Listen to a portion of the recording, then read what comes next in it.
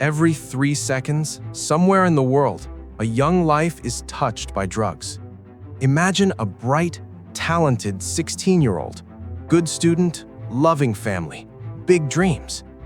Now imagine that same young person, 2 years later, having dropped out of school, broken their family apart, and lost everything they once cared about.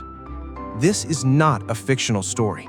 This is happening right now, in cities, in villages, in neighborhoods just like yours. Drug addiction among young people has reached a level that can only be described as a silent epidemic. And the most dangerous part? Most families don't recognize it until it has already taken hold. Today, on Social Welfare Community, we are sounding the alarm. This video is not meant to create panic.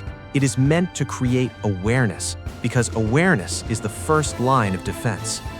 We'll talk about why young people are especially vulnerable, how drugs enter their lives, what addiction does to a developing brain and body, the warning signs every parent and teacher should know, and what all of us, as a community, can actually do about it. If you care about the youth in your life, watch this to the end. Share it, because one conversation could change everything. Before we talk about the problem, we need to understand why young people are far more vulnerable to drug addiction than adults. The answer lies in the brain. The human brain is not fully developed until the age of 25. The last part to fully mature is the prefrontal cortex, the region responsible for decision-making, impulse control, and understanding long-term consequences. This means that a 15-year-old, a 17-year-old, even a 20-year-old is making decisions with a brain that is still under construction. When drugs enter an underdeveloped brain, they don't just create a temporary effect, they physically rewire the brain's reward system, making the craving for drugs feel stronger than the desire for food, friendship, or even survival. This is not a matter of weak willpower. This is neuroscience.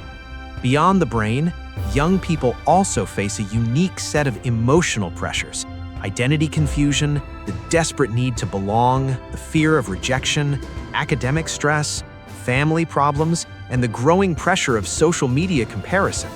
These emotional vulnerabilities make young people not just likely targets, they make them easy targets for drug exposure. One of the most important questions parents ask is, how does this even start?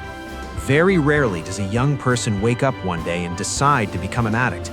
It almost always begins with small steps that seem harmless at the time. The first gateway, peer pressure. The desire to fit in is one of the most powerful forces in adolescent psychology. When a young person sees their social group experimenting with substances and they want to belong, saying no can feel socially impossible. And often, the first offer comes from a friend, not a stranger.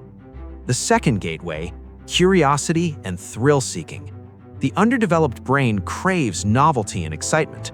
Many young people try drugs simply out of curiosity, believing they can try it once and stop. But with many substances, once is enough to begin a cycle of dependency. The third gateway, emotional escape. Young people dealing with trauma, depression, anxiety, abuse at home, or deep loneliness often turn to substances as a way to numb the pain.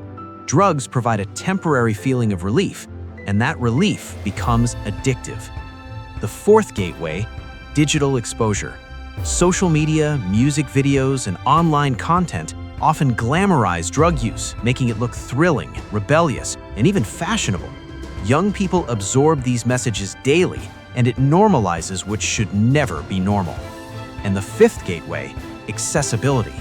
In many communities, drugs are disturbingly easy to obtain, on streets, through social networks, and increasingly through online platforms with anonymous delivery.